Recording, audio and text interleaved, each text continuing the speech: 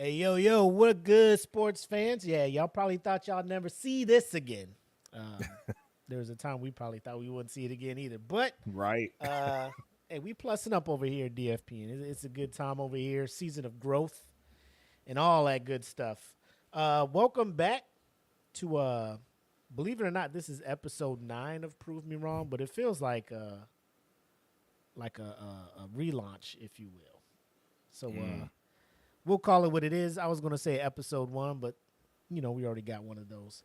It's the homie Mac, aka your boy, here with my man Blak Makk, and my man's got me going.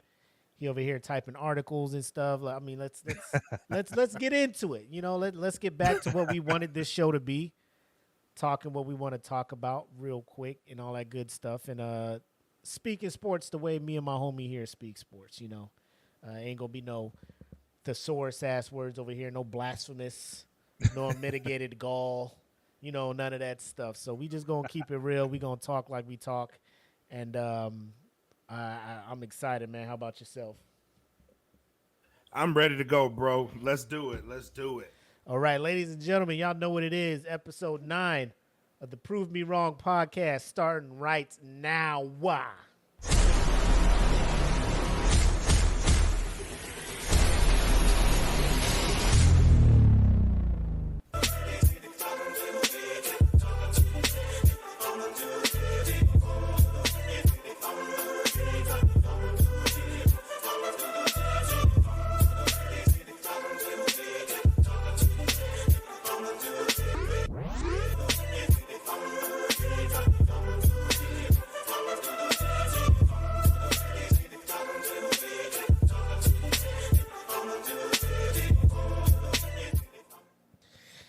Yo, so without further ado, y'all know what it is, man.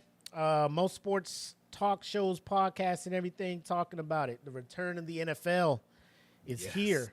Week 1. We had legit football for 5 days, if you want to count, Saturday with college football would be kicked off with Thursday night football. Ravens and Chiefs rolled into Friday, Packers, Eagles, and then we had a full plate of NFL action throughout the Sunday. Amen. I tapped into the bro. I'm a big fan of this NFL Red Zone where it just be 7 hours and they just showing games, no commercials, jumping from game to game and stuff, bro. I know my wife hate when Sundays come around this time of year, but Hey, man, we've had to endure Bridgerton and all types of stuff. big facts. Big facts. Let us have Give us this. Let us have our this. reality show. Goddamn it! You know what I'm saying? All this Love Watching Island, Blind and Love is shit. Blind. Yeah, give us this. Give me this. Give me this. But I know we got Monday Night Football tonight. The Jets and the Niners will be going at it. But real quick, man, what are your thoughts? Your initial thoughts, and then we'll get into our top 5 surprises that caught us off guard week 1. And then our top 5 biggest disappointments. But overall, man, how'd you like week 1? I thoroughly enjoyed week 1. And right off the bat, I'm gonna say I like this new kickoff. I know a lot of people don't like it. I like the new kickoff. There's a lot of potential there. Granted, I've been following the UFL. The UFL, that's where it came from. Yep. I liked it then. I like that they're incorporating it in the NFL.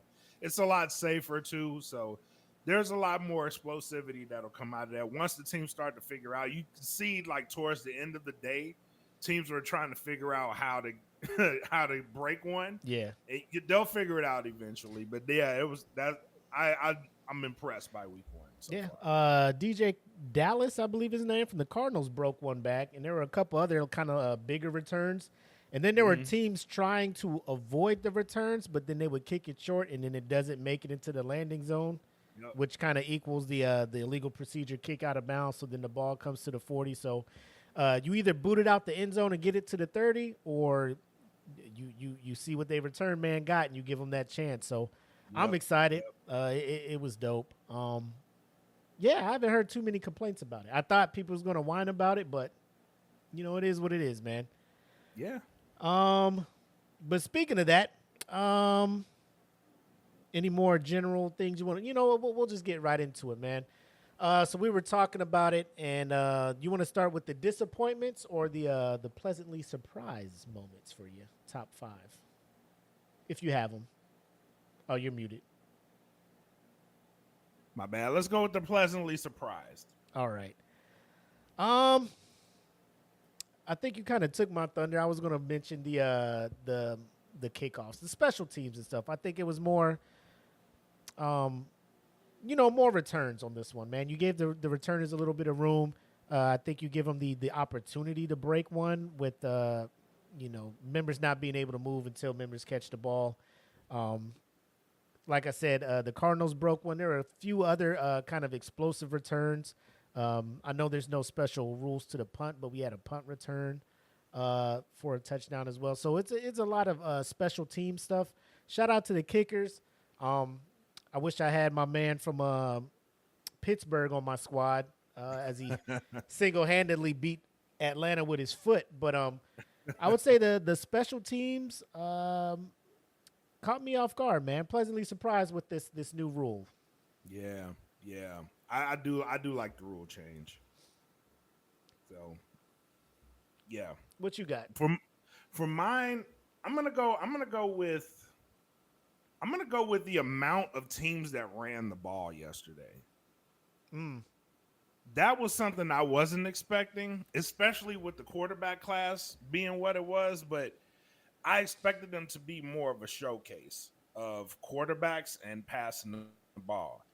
And what I got yesterday was something that last year I kind of said was, this is to be a championship team in the NFL, you have to do two things: run the ball and stop the run. Yep. And the amount of teams that focused on running the ball yesterday was kind of surprising to me in a good way, because it lets me know that teams are trying to focus on clock management and having a quarterback with not so much pressure on them, but can make those plays. And you've seen that result in very big quarterback play, particularly with Indiana. Yeah. Because Richardson is a new quarterback, and they kind of eased him into the game with Taylor. I was very impressed by that. Also with Houston, with C.J. Stroud being a second-year quarterback, I thought there was going to be a little bit of sophomore jinx there. Operated smoothly. Mixon is a great get for them. So the amount of teams that focused on it overall was very surprising in a good way. Agreed. Leads me to my my fourth or number 4 for my pleasantly surprised is the amount of players that got not so much direct get back, but low key.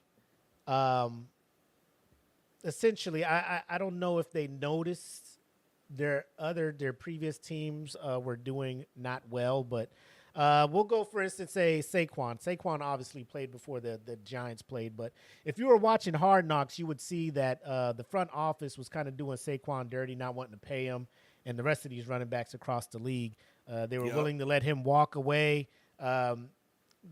Them thinking that they were too smart for themselves, thinking they'll find another running back, thinking that, they're a dime a dozen and such.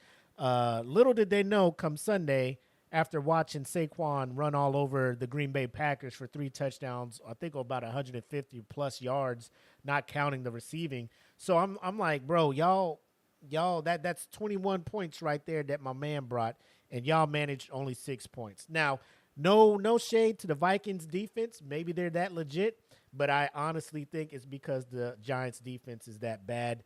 Another big get back is I'm looking down there at Tampa Bay, and Baker Mayfield, who was out there just cutting all the way the fuck up with 4 touchdowns, over 300 yards. I was just like, damn, I wish you would have played like this in Carolina, but that's a whole nother topic. But then you look up to Cleveland and see the person that they pushed him out for up there struggling heavily. I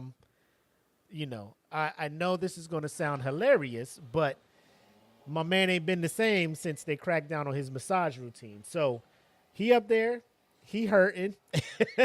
But The level of get back that I've been seeing, and there's a couple more, but I think just watching across the league, a lot of the people that move from one spot to another, Joe Mixon being let go by the Bengals, and then the Bengals Yep. over there suffering, can't run the ball all of a sudden. New England running it all over them. But it's a beautiful thing, man, and I think people are gonna start putting respect on these running backs' names out here, man. Yeah, most definitely. Most definitely. Which is going to lead me to I'm going to hate this one, but the Dallas Cowboys. He. I know it's week 1. I know it's week 1. I know you played Cleveland, but they looked pretty damn good yesterday. I gotta admit it. I gotta admit, as much as it pains me to say, Mm-hmm. they looked really good, particularly on defense. I know they're missing a guy. Their defense really looked good yesterday. They flew around. They were all over the ball. Their offense high powered. Good to see Zeke back in Dallas, and he contributed a lot to that offense. You could tell it just felt good for them yesterday. I was very impressed by their performance yesterday. I hate that I admitted that, but they did look good. No, there were even some people giving Cleveland the win just based on how dominant their defense was the year prior. Joe Flacco was able to get the most out of them. Yep. Amari Cooper had a little bit of resurgence last year. Nick Chubb, I don't think he played. I think they're still kind of keeping it safe with him. I mean, they're a different Yep. squad when Nick Chubb is in there and they're able to run the ball. Exactly. But they did have I forget his name. Was it Ford? Their backup guy behind Chubb, who was decent last year. So I think what they were depending on is like their defense to pick up and like they never left from last year. Dallas, Right. Right. I don't know what it is, man. Maybe it was that extra 240 for 4 years for Dak, who he signed it like an hour before the game or some wild stuff like that. So shout out to players getting their money this offseason, but Dallas is scary. We have yet to see. We don't want to, um, what's the thing? You know, Overhype them. yeah. For Yeah. week 1, Yeah. we'll see. We need a body of work, but that defense still looks legit. Micah Parsons is the truth, and Jerry Jones, you better get that checkbook ready for Micah. Yeah. Uh, Don't mess this bag up for him. for my other pleasantly surprised, I will say that I am. I thought the Buffalo Bills were going to take that L leading in there. You took a lot of weapons from Josh Allen, Mm-hmm. um, and it didn't look good for him at first. Not having that dominant, true number one receiver on his team since they let Stephon Diggs go and get 2 touchdowns in his debut with Houston, which was I don't know if I think they traded him, right?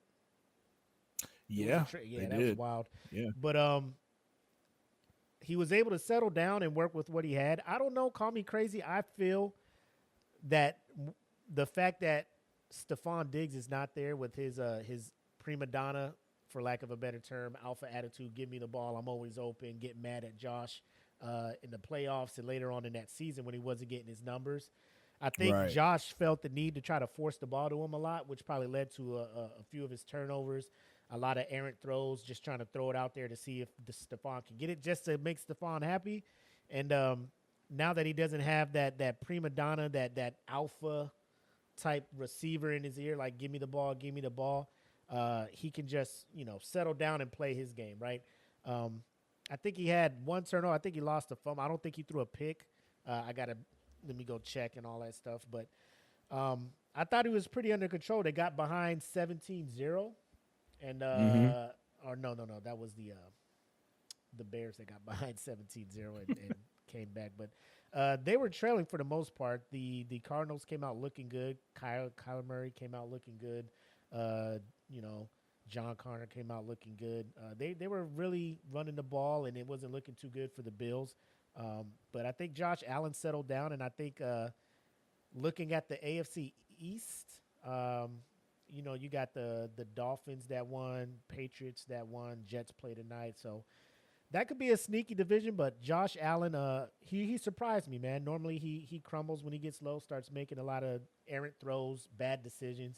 But he settled down, did what he had to do, and the team came out with a W, man. Yep. I gotta agree with that. And it'll be interesting because he is that AFC division he's in, that's murderer's row, bro. Right. Like you got to be on point. There's not a lot of room for error. You know, Patrick Mahomes is going to do his thing. You know, you're in there with Lamar Jackson as well. So like you got to be on point in this division. So it'll be interesting to see how this year goes for them. And he was a weapon too. Stephon Diggs was a good target, but Gabriel Davis was a better target in my eyes because of Stephon Diggs getting all the pressure that he got. He was able to be like that valve release, and now he's gone. And you know, not having him was a loss as well. So I think he's in the position that Patrick Mahomes was in last year, right? He's trying to find his receiver. It'll take him a few games, but once he gets it, I feel fairly confident in Josh Allen. I seen a few people yesterday kind of writing him off already, like Josh Allen is gonna Josh Allen, but you got to give him a minute. It's a new squad. They got to build a little chemistry. Once they build that chemistry, I think they'll be okay. Yeah.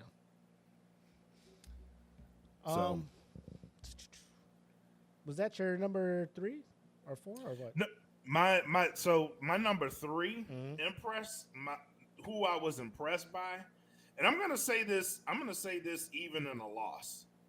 The Baltimore Ravens.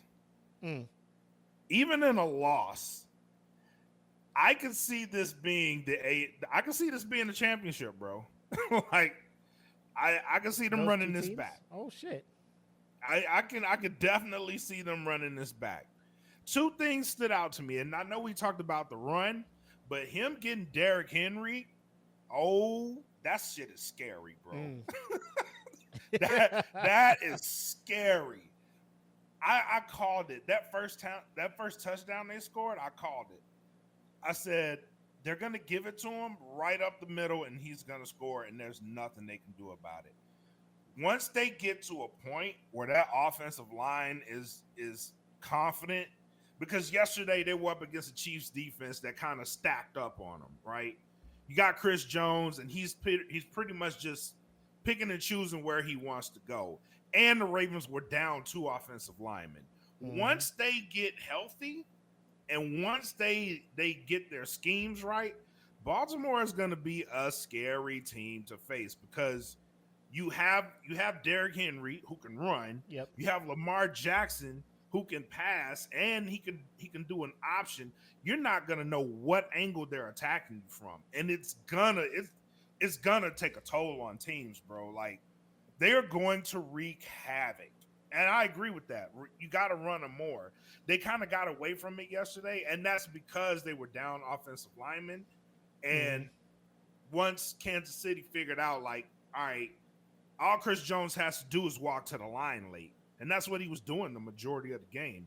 He walked to the line, he picked his matchup at the very end, and the offensive line has to compensate for that.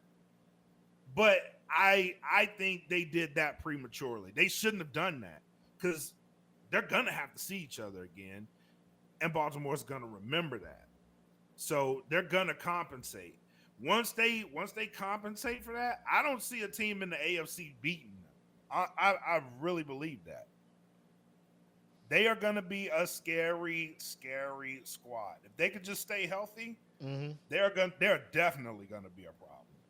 I agree 100%. And the scary part is, like, I don't think the Chiefs were at full force because they still need Hollywood Brown. So I'm not trying to throw them in my pleasantly surprised thing, but when you got 1-5 back there, man, it's like, bro, anything is possible, man. Like you always got to, you always got a puncher's chance in that one. For my number 2, I want to go and talk about the New England Patriots. Most people wrote them off. I think Jared Mayo is I don't know if people had really high hopes. I mean, you're replacing a legend in Bill Belichick, and replacing him only because that franchise at this moment is not in a good place. They've been missing the playoffs the last few years, which caused, Robert Kraft to look at, Bill Belichick and be like, you want to get into that the free agent market and see if you can coach somewhere else and chase that win record that you've been after. But Jared Mayo stepped up and kind of went in there with some no nonsense football, man. Play defense and run the fucking ball. Yeah. Right. And you're going up against who some people want to claim is the number 2 quarterback in the league after Pat Mahomes and Joe Burrow. He's got his main target, Jamar Chase, who's a little unhappy because he didn't get his contract, but, he was out there playing. And all of the new weapons that he has behind this revamped offensive line. And my man threw the ball, I think, more than 5 yards, tried to attempt a pass further than 5 yards, only a handful of times. Shout out to their cornerback Gonzalez, man, who's looking to be the next best corner in the league, following Jamar across the field wherever he went and challenging him to throw. But that defense and that run game, man, Ramondre Stevenson, who I had on my bench because I didn't think he would be doing what he did. Bro, it's I ain't even trying to get into fantasy. I'll be sad again, but it'd be all 5 of my top depressing moments, disappointing moments is my sit or start capabilities. But it goes back to what you said, teams running the football. They had Jacoby Brissett back there, who's no slouch, a very decent number 2 who can fill in the gaps in between starting quarterbacks if you're trying to develop one or you're on the back end of getting rid of one. So I think he did a fairly good job managing that game. The Bengals had their chances. I feel like they could have won that game, but the small 1 or 2 extra hustle plays causing that fumble when I think the tight end Hudson was about to waltz into that end zone. I don't know how he was carrying the ball. He just had this thing in his hand and whop, it just happened to bounce right to, it's just those plays where the ball just happens to bounce right back to you, and they made the most of it. So in his press conference, he was like, he wants to celebrate this, his first coaching win ever, in this historic franchise, which is the Patriots. But, you got another game the next week. So, celebrate today, get back to it. So shout out to Jared Mayo and getting that first win. Absolutely, man. Absolutely. And you're right. I kind of wrote them off too, especially going up against the Bengals. Yeah. I thought the Bengals were going to overpower them. Come to find out, Patriots have a good defense. The Patriots defense. Yeah. It's gonna be one of the top defenses in the NFL. Defense travels too. So. Oh hell yeah. So I think for what they were able to do, they stifled Cincinnati. It wasn't like Cincinnati is such a high-powered offense that they can make things happen. Yeah. But it wasn't like they just had their way with them. You know what I mean? Yeah. They were wreaking havoc, pressuring Joe Burrow, making him make decisions, getting them to move the ball early on routes. Like, that type of stuff matters. Yeah. And if you could consistently do that, you have a squad. Hey, man. You have a squad that is going to be dangerous in the long run, so I definitely agree with you on that. Just having them do what they did to Cincinnati was impressive on its own. That's my number 2 as well. Okay. So then I'm going to go ahead and just go with number 1.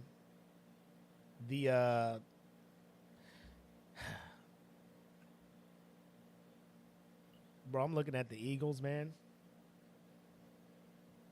With Saquon? Yeah. Come on, man. Yeah.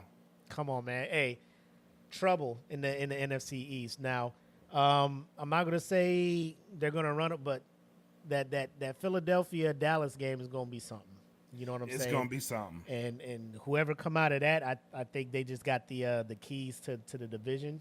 I think they got Saquon for the next 3 years or something. So, unless something changes, because I know they got AJ Brown, who's as good as they get out there at wide receiver one. Jalen Hurts, fully healthy. I believe he was playing with some injury last year and was trying to play through it, which is why I feel like his effectiveness kind of went down from the Super Bowl year that they went. So I think him getting healthy. I know there was some speculation around Sirianni saying that it wasn't him that was the coach. That was the reason they got to the Super Bowl as his coordinators, and after they got picked up to be head coaches elsewhere, that's why he had that struggle year last year. But again, I just think Jalen Hurts' health. I don't know if Jason Kelce was kind of all the way in it. You know, he was like thinking about retiring their offensive line, things along those lines. But I think that offseason helped getting Saquon back there to help with that rushing game, so it's not all on Jalen Hurts to try to run out and scramble and do all of that stuff. So I'm looking at the Eagles. It was a dope game with the Packers. You know, it was going back and forth for a while, but bro, the Packers just couldn't stop my man Saquon, and I thought Saquon was hurt, like over at New York, like he continually kept having injuries and things like that. But I don't know if, like I said, it's that get back gene. Like he's just you didn't want to pay me, and you just let me walk over here to the to the rivals in the division. Like, you know. Now you shall pay, you know. Crazy now move. Bro, you have to see this man twice, and you know how good he is. He was on your he's about to torch New York. If you got Saquon and he playing, bro, start him.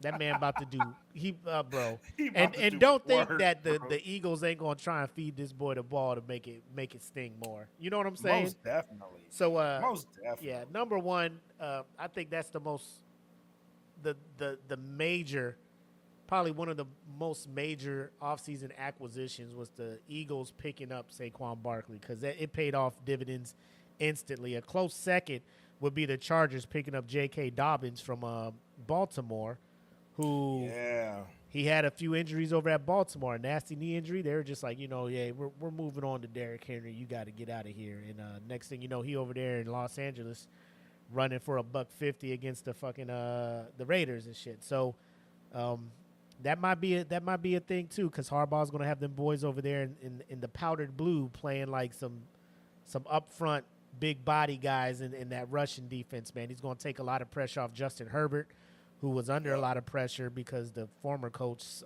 whatever his fucking name, Brandon Staley, was just letting this man get clocked in that thing. Yeah, so. And that's gonna be my number one. What's that? That's my number Harbaugh? One. Not Harbaugh, but the focus on the teams and building up their lines. Yeah. That coaches realizing how important the line is to the protection and the run game has been the most impressive things, because if you look at the scope of what everybody's done, all the teams that ran yesterday, that won, they ran the ball really well. Yeah. They ran the ball really well. It eased the quarterback's job, and all they had to do really is manage the game. But you have big-time quarterbacks that can make big-time plays, right?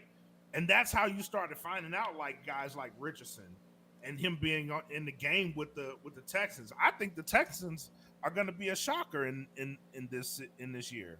But the fact that you have the coach that can hang with them speaks volumes, because teams are putting focus on their line and the protection of their quarterback and the run. They're focusing all of that energy there. So that is the most impressive thing to me. Same. All right, so let's get into our top 5 disappointments, man. You want to start us off? Yep, let's start right at the top. Let's start right at the top. I'm going to start with the Cincinnati Bengals. Now, I know you lost this game. You had chances to win this game, but you have a team that is capable. The only weapon that you really lost was Joe Mixon, but you have a capable backfield. You have a capable quarterback. You have a capable defense. Nothing too drastic changed about Cincinnati's identity. Right. They're still the team that they are last year. They just don't have Joe Mixon. That's it. That's pretty much it. So the fact that you went in here, you went to the. I feel like they kind of slept on the Patriots because we all slept on the Patriots. Yeah. Let's just be honest. Oh yeah. They felt like they went they had this one in the bag. And they got slapped upside of the head. I hope they can turn this around, but that is not the way you want to start off the season if you're the Cincinnati Bengals. You're going Bengals.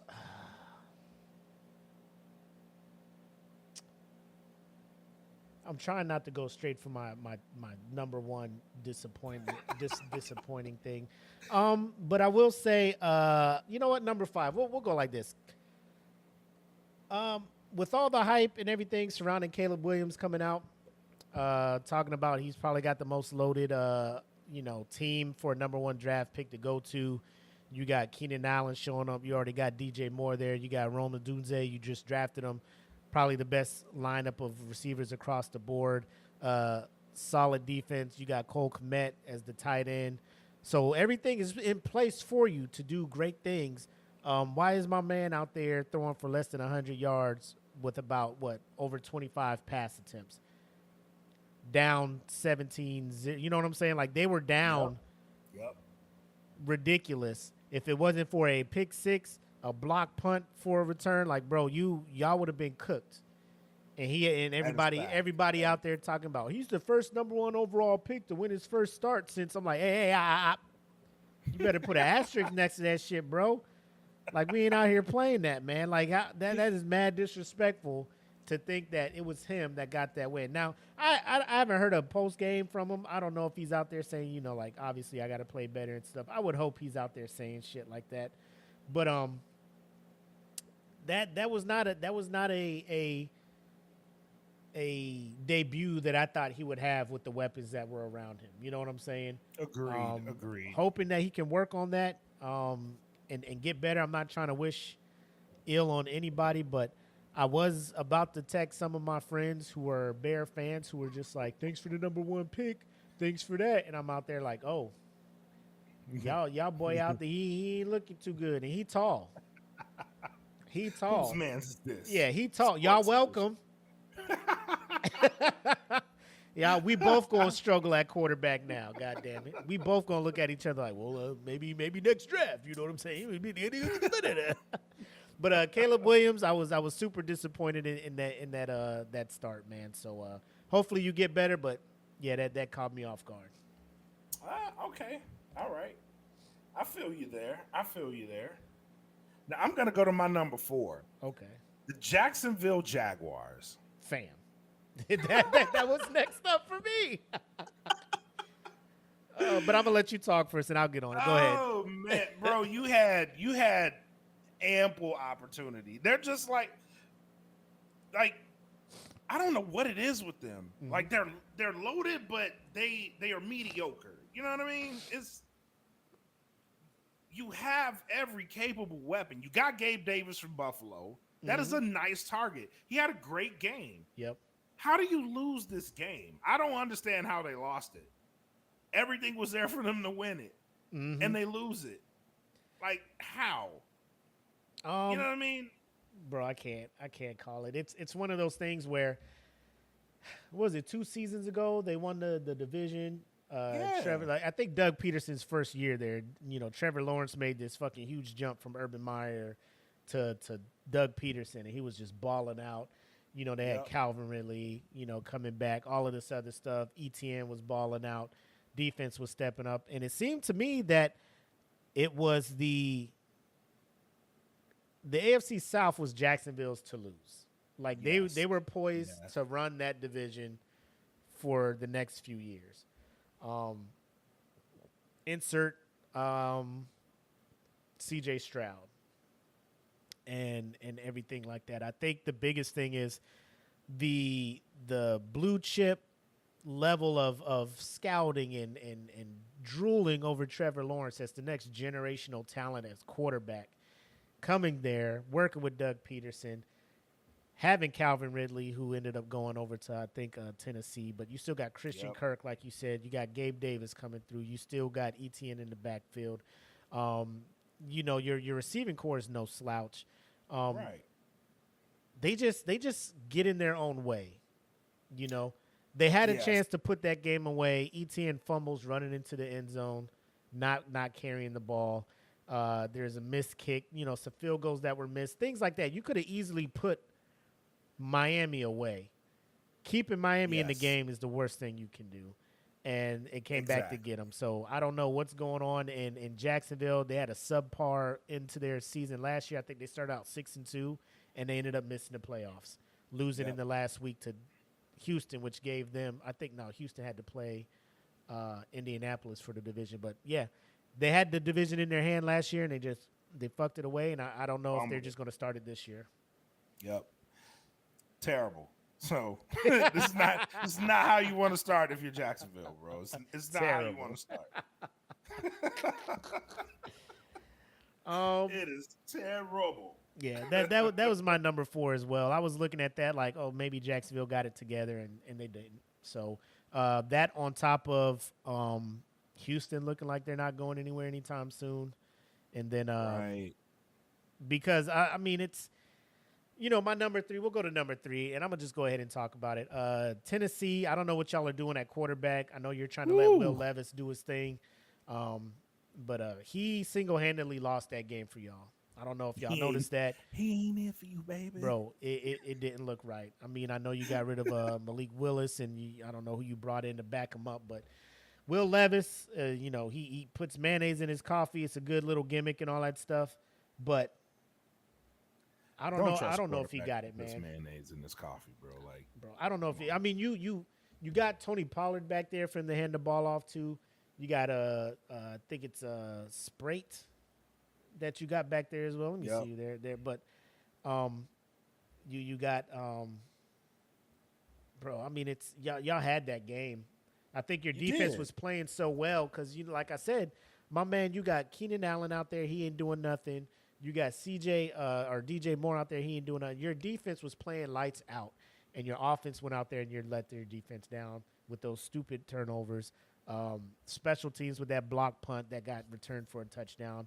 So that's 14 points right there, unaccounted for, that your defense didn't give up, but your offense or your special teams gave away. So, my man Will Levis, you got to settle down.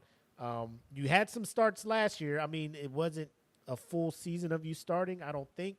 But, for you to go in there with that captain's badge on your jersey and play the way you did, unsat. So hopefully you get it together, get with your defense, apologize for that shit, and move on. Because what I don't want for you to be is the next Zach Wilson that's out there, defense playing lights out, and you are just not being able to generate any points or do anything for your team. So that's my number 3. That is also my number 3. Shout out to Voop, the only Bears fan I know. I know he was happy about the performance. But anytime you have Tony Pollard start the game off with a touchdown, like, why do you go away from that? Yeah. Don't try to make this guy look good, and he's mismanaging the game. So get back to what worked. Again, I can't stress this enough. All the teams that won yesterday ran the ball really well. Tennessee, you got rid of Derrick Henry, but you got a faster guy in Tony Pollard. Use him. Mm-hmm. Give him the ball. He was giving you work yesterday. Don't go away from that. Go back into what you know. Run the ball, run it effectively, and then use it to pass. Then let Will prove his worth. You know what I mean? Don't have this man out here dropping back. Especially when you see he lost his confidence. You know what I'm saying? Right. Bro, it's just run the ball 3 times and let your defense get back on the field and stop him. Yep. That is not what you want to do, man. So hopefully they break out of that, and hopefully they figure it out for next week, because they need something desperately, or you're going to be looking at the bottom of the barrel this year for the first time in a long time too, because Tennessee's always been a playoff caliber team, middle of the pack type stuff, like 1 or 2 games away from winning the division and stuff. But looking at the AFC South, it's looking like it's Houston's to lose. With I would say Indianapolis probably. Like if Richardson gets his shit together, because I know he completed 9 passes for like 250 yards, but bro, he got a cannon. That's wild. But like there are some passes he needs to learn to put some touch on it, because my man running a 5-yard slant and you throwing the fucking rocket. It's just like, come on, man. Bro, this ain't necessary. that receiver, shout out to him, bro. that man had you looking like a star. Bro. What's his name? Pierce? Little white dude was jumping out there like, God damn, yeah. I'll go get it, daddy. God, dog. Oh, man. But the arm talent, you can't deny it. He just needs to settle down more in the pocket, man. And you know, Houston's defense ain't no slouch, so you know he's moving around in the pocket. He just has to learn that quick. You know, if it ain't there, throw it away, get down, don't take unnecessary hits. Trust me, I'm watching Cam his whole career. He would just stand there and try to extend plays. Ben Roethlisberger too, taking unnecessary hits. Yep. You're too young for that. You missed out last season because you had a concussion, and then you had, I think, a broken clavicle or a collarbone or something like that. Like he had some injury where he had the rest of the season, and Gardner Minshew came in. But, man, I want to see you do great, Anthony Richardson. Take care of your body out there, man. Absolutely. Where we at? We on number one? Who's your number one? Go ahead. You want to go first? I feel like mine finna be. mine ain't that bad. Mine is not as bad as yours. You know what mine is? I actually don't know. Okay. But go ahead and go first. All right, my number one. Yep. And I'm not a fan of this team. I absolutely love what happens to them. It just gives me joy anytime I see it. The Atlanta Falcons. Oh. You spent big money to go get Kirk Cousins. Kirk Cobain. Kirk Cobain. Big money. You spent that big bucks, no whammies, and you got a whammy, bro. Woo. You got a whammy. That man let y'all all the way down. And I love it. But you guys are disappointing because the Steelers are the Steelers. They play ugly games. You have to figure out how to beat that. Yep. The fact that you have a guy in Kirk Cousins that you paid all this money to lure him away from Minnesota because he had a guy like Jefferson at receiver. Mm-hmm. Like, you guys have weapons. You do. You have Robinson in the backfield. Oh. Again, this should be the theme of the show. If you run the ball well, don't get away from it. You had Robinson running the ball well. Mm-hmm. But I get you paid all this money for a bum quarterback. You got to show him off. So you're going to live and die on that sword. I love it for you. But, right. but listen, y'all need to get it together because, man, listen, y'all have a squad. The defense is decent. Yeah. You have weapons at receiver. Your offensive line is good. They're good enough to give you a good amount of rushing yards per game. If you can lean on that, then you don't have to worry about how much you paid him because he's a clock manager. That's right. One thing Kirk Cousins can do really well. Mm-hmm. He can manage a clock. Now, he'll fuck you up. But he gonna manage that clock. Yep. He gonna manage it.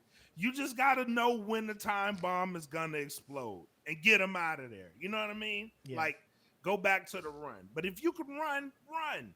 Lean on Robinson. Let that man get you some yards. If not, I mean, you live and die by what you do. And if you playing Kurt Cobain all day, song gonna be sad, bro. My shit, I'm just like, my man is coming off an ACL or Achilles, right? Was it an Achilles? Right. Yeah, it's Achilles. You got TJ Watt on the other side of that motherfucking ball, ready to tee and he was. Like, my man was racking up. Yes, he was. He had at least 2 fumbles that was called back due to some other wild shit. My man, I'm just like, bro, I don't know how Kirk didn't go to that sideline like, can we hand this ball off more? Can we run some screens? Can I get this Nah, shit? he was not. Can I get this shit out of my hands? TJ Watt is built different. Can we put a tight end and a running back on this side to chip him so he don't hit me? Because Kyle Pitts can't do it by himself. I need somebody to help. Like, shout out to Kyle Pitts. But I'm looking at Kirk the same way you were. I'm just like, bro, and let me just say this. Atlanta fans, y'all was there mad, confused, dumbfounded about this Michael Penix Jr. pick. I would say the biggest winner of the day without playing Michael Penix Jr. Absolutely. Absolutely. Bro, he on that bench like, damn, man. It's only a matter of time, dog. His Achilles, you say. Right. Oh, okay. Oh, shit. TJ Watt, you go ahead and handle that big Kirk. Big Dick Kirk Cousins out there, baby. Go ahead, take them hits, man. How they lost? His ass. How they lost, I have no idea. My man kicked 6 field goals and beat them. 6 field goals. That y'all lost 18 to what? 17, I believe, bro. It was 16, 10. No. 18-10. Ridiculous, bro. Ridiculous. All that money for 10 points. That's all I'm going to say. Playing in the dome, too. Ain't no outside. Ain't nothing fucking with you, bro. You playing in the dome just like you did in Minnesota, man. Ball out. I guess without your boy JJ, shit hit a little different. You can't just toss him up. It's different when you ain't got the best receiver in the league jumping up there snatching the ball out the air, but we'll see what happens, man. Run the ball more. Yep. You got fucking Bijan Robinson back there not doing shit. Man, give that man the ball, bro. Absolutely, what man. Up, Mayhem? Absolutely. Yeah, TJ Watt was bro. My man about to the man was licking his chops every time he was on the field. Bro, I'm about to end this motherfucker's career. Let me back in there, coach. Whoa. He's gonna kill him. Right. My man is playing for his brother JJ. All the years that he was injured and couldn't get those sacks, he manifested in him. Now he out there with the power of 2 watts. JJ and TJ. Oh man. But my number one, ladies and gentlemen. Let's lay it out.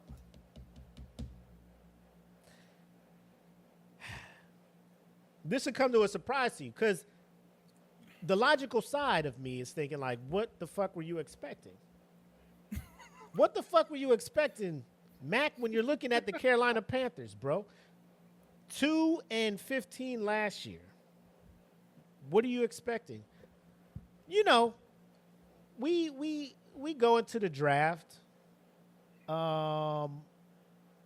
know, we got no first round pick, but we traded back into the first round to pick up a receiver. And I'm like, I guess, you know.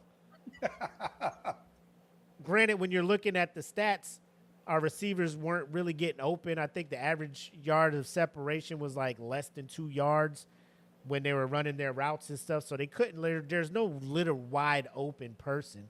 So you need to be accurate as fuck or give your quarterback some time to allow the receivers to finish running routes to a point where they can get open. But how do you do that? How do you give your quarterback fucking time? You get an offensive line. So are we drafting an offensive line? No. David Tepper and I guess Dan Morgan is now the fucking GM. Shout out to Dan Morgan. That's cool. Linebacker, whatever. Decided that we were going to build our offensive line through the free agent market. And ladies and gentlemen, let me tell you something. If your team has a elite offensive lineman, do you think you are going to let them go away in free agency? Absolutely not. Exactly. It's because teams aren't letting that shit go. How do these teams get these elite offensive linemen? You fucking draft them. And who do we draft? We don't have a first-round pick. Trade away some later-round picks. Jump back in the first round. Get a receiver from South Carolina.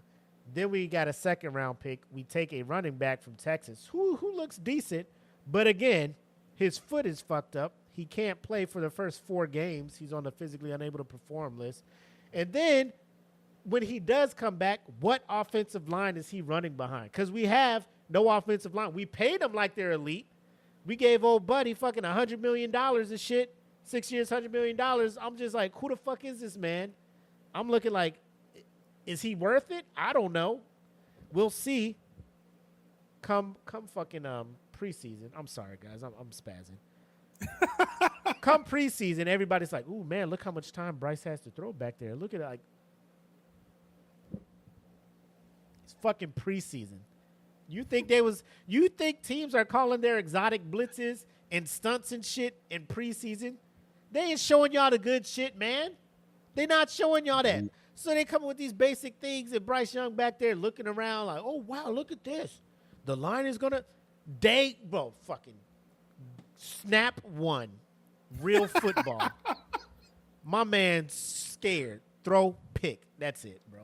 Second, J.C. Horn, get the fuck off this team, bro. When you were drafted, I wanted Patrick Surtain, and they went and drafted your dumb ass. You giving up on the first play.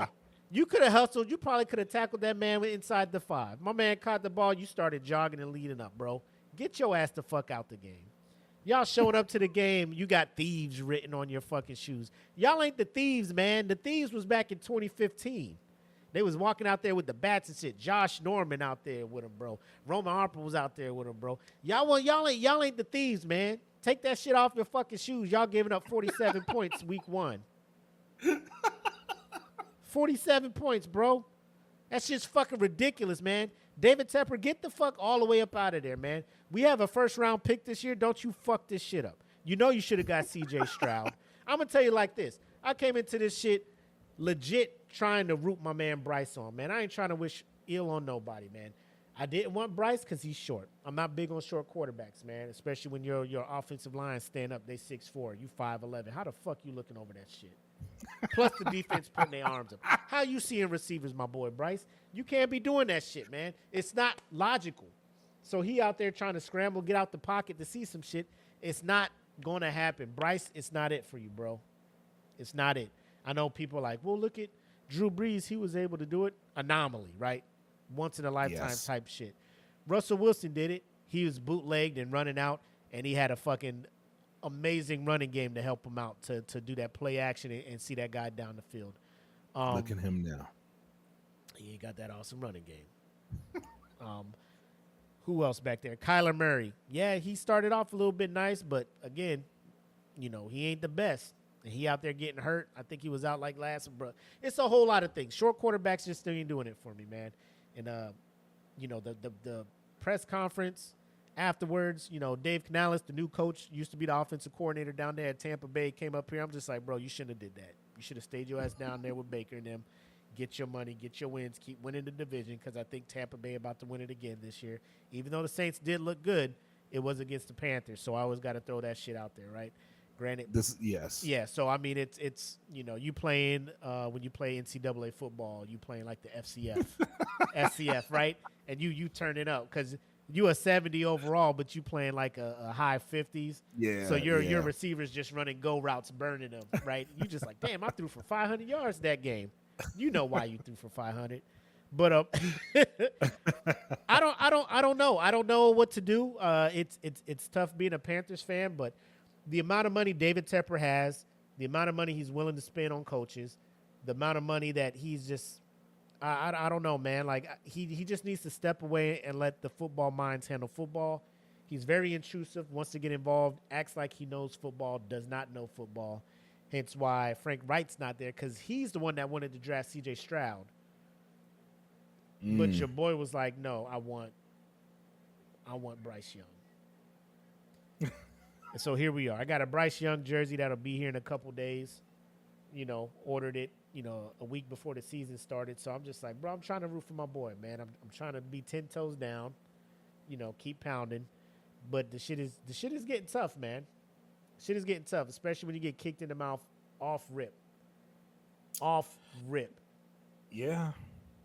So we'll see what happens. Maybe we look better. Miles Sanders is not fucking it. Chuba Hubbard's not it for the running backs. You know, I think it's Freeman. I think is the running back we picked up. I want to see how he handles it. but I gotta wait till week fucking 5 for that shit. So it's a lot of things going on, man. And you're looking at other previous Panthers balling out. You got Baker Mayfield out there balling out over there. You got DJ Moore out there balling out. Brian Burns up in New York ain't really did much, so yay for that. But Christian McCaffrey always balling out. Like we've had talented people on our team. The coaching staff put together just can't do shit for it, man. So it's just tough. So that's my biggest disappointment. You got professional people that are getting professional money to go out there and play with heart and play till the whistle blows. They got no heart. They get kicked in the face, and then they're just like, well, fuck it, maybe next week. And I hate that shit. So biggest disappointment, I think it shouldn't be. I think it's more of a pet peeve, but I'm writing an article for DFPN. It'll be up there. More constructive. more constructive, more data points and stuff like that. But for right now, ladies and gentlemen, I'm fucking pissed, man. This shit's tough. What if I told you it could get better? Bro, we got no choice. We was 2-15. What you want? No, I mean, here's the thing. It's not entirely Bryce's fault. No, because but here's the thing. He has 2.7 seconds. I clocked him. He has 2.7 seconds to throw the ball.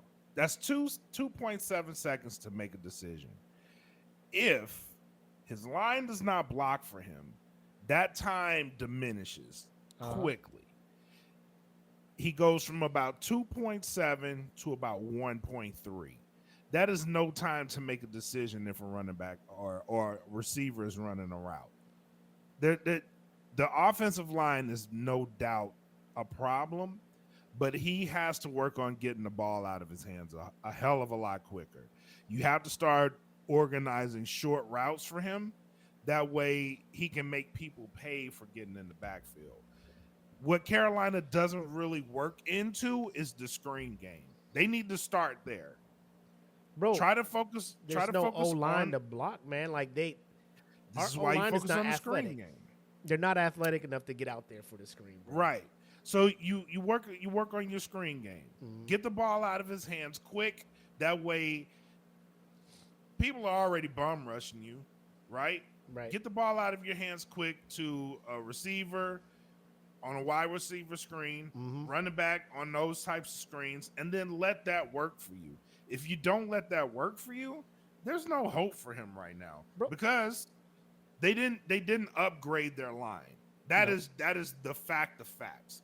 When everybody else, so what Philadelphia did, smart. What Baltimore did, smart. They went out and got the running backs, but they also upgraded their line too. Mm-hmm. Philadelphia, especially because they were losing Jason Kelce, they had to upgrade their line. There was a big overhaul for them. You've seen the dividends it paid for them. If you're gonna go out and get some of these guys, Carolina, and I get they're a small market, not a lot of people will want to play there, but you have to build that type of line in a draft. The fact that they didn't and they went out and drafted skill positions, that's a problem for them. That lands squarely on the GM. But you're in the issue that you're in. You have to find a way out of it. The way you find your way out of it is get the ball out of his hands quickly and set up something for the running backs where what I saw primarily yesterday, they ran it to a side to where New Orleans' strongest players were. So you don't run to the strong side if you know you don't have a good line. You try to find your spots, pick and choose where the weaknesses are, and focus on that. Admittedly, I can say this now because New Orleans won. Their strong side is their weak side. So run to that side. Keep them in the 4-6 gap, and you got them. But they didn't do that. So it's things like that once you get into the game and once you figure out like what works for you, like what Carolina isn't complimenting Bryce Young on is finding out what works for him. It feels like they're just throwing him to the wolves and letting him learn. This is the same thing they did with Baker Mayfield. Mm-hmm. Throw him out to the wolves, let him learn. That doesn't work for quarterbacks, bro. You're in the league, and I get quarterbacks are being developed earlier in their careers, but now you're in the league. It's kind of like the jump from college basketball to NBA. The game has to come to them. If you're just throwing them out there, the game's not going to come for them like that.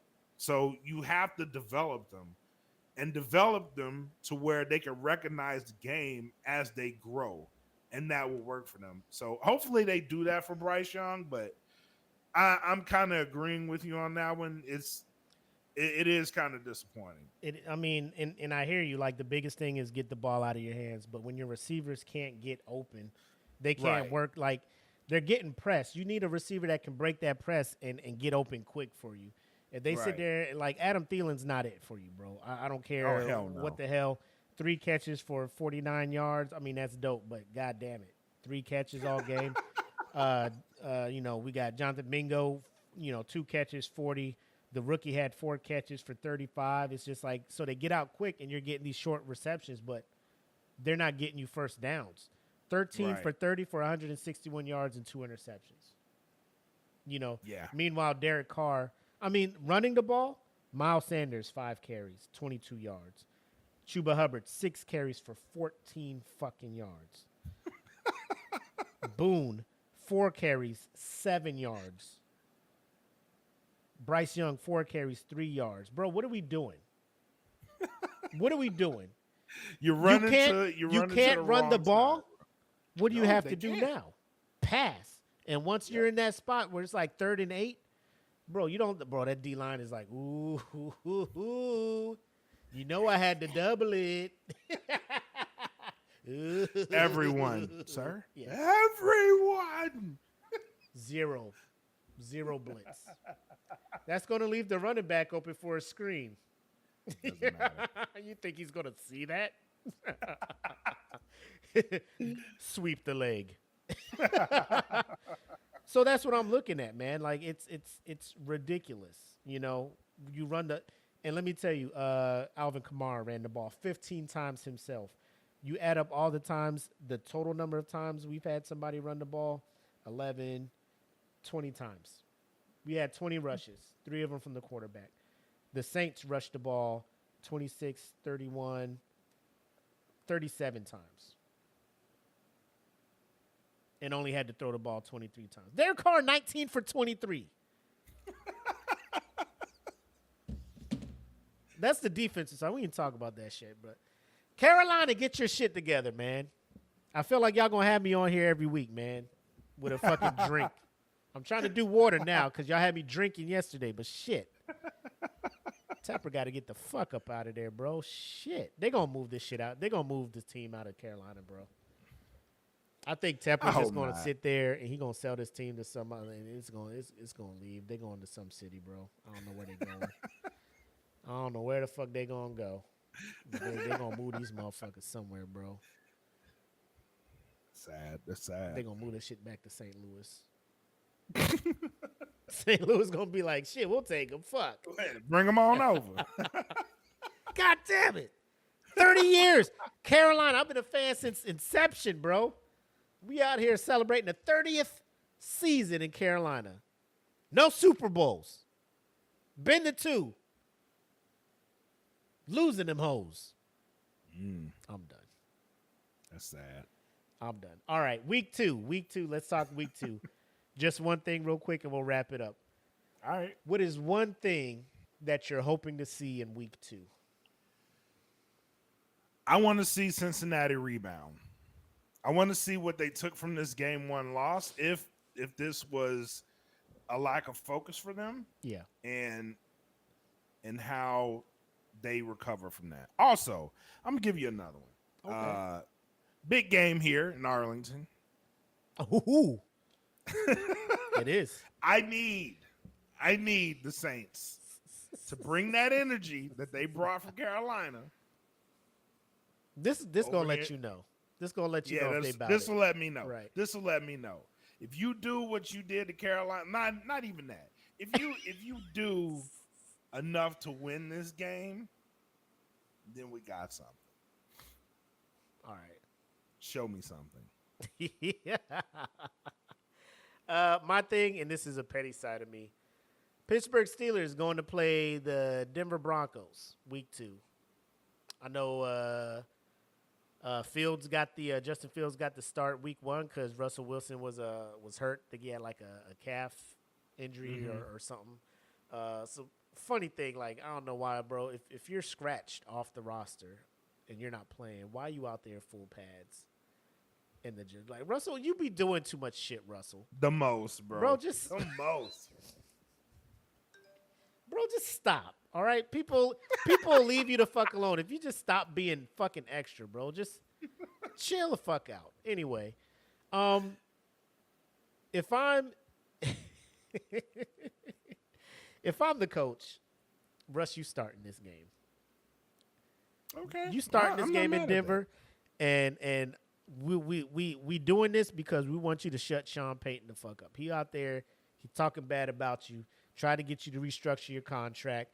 So you wouldn't, so there's no injury clause in your shit. Like, I feel like that's fucked up shit. Like, bro, no, honor your fucking contract. Because when it's time for a player to want to raise, y'all going to turn around and tell the player to honor their contract. No, you signed this thing. You got 2 more years before we even think about it. But then he signed a contract, and you trying to get him to fucking waive his shit to help the team out. Nah, fuck that shit, bro. I was 100% with you, Russ. Like, you was still playing like ass. So I understood why the team was telling you to take less. But nah, you held your ground. I appreciate that. So when we get there, I need Mike Tomlin to be like, hey, Justin, I appreciate everything you did for us in that week 1 win. But this is Russ's time. He's going to go out there and we're going to show them what they had and what they let go. So I'm going to put my faith in Russ. Russ, you better get out there and ball the fuck out. Let Russ cook. And here's the thing, man. Like, Russ, I'm going to give you this leash, bro. I'm going to let you go out there. And if you start fucking this shit away for us, Justin's coming right back in, bro. Yep. So that's where I'm at. Hey, get out there, fuck them up. Based off what we saw them do, Bo Nix ain't it for them either. So, fact. So we can get out there and he thought he was doing some shit. That defense was out there getting them safeties, but it is what it is. But I would have Russ out there, and I'm willing. I want to see Russ do work against the Broncos, man. I need him to have that redemption story, I agreed. But I agree. Yeah, that's all I got for week 2, man. You got anything else? Nah, man, just good to be back, talking some sports. Thank you, NFL football gods, for cracking into our lives during this season, giving us something great to talk about.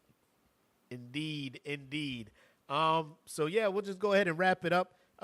You heard our takes and everything. Let us know what you think in the comments. Top 5 pleasantly surprised and top 5 disappointments. And we'll be bringing these back next week, wrapping up week 2 and also talking Monday Night Football as well. So with that being said, appreciate you guys hanging out. I'm the homie Mac, a.k.a. YaBoy. And I'm bred like a king, made his Kelvin Kaylee. Thank you for coming to episode 9 to prove me wrong. Get your picks in. See y'all next week. Peace. I know those eyes,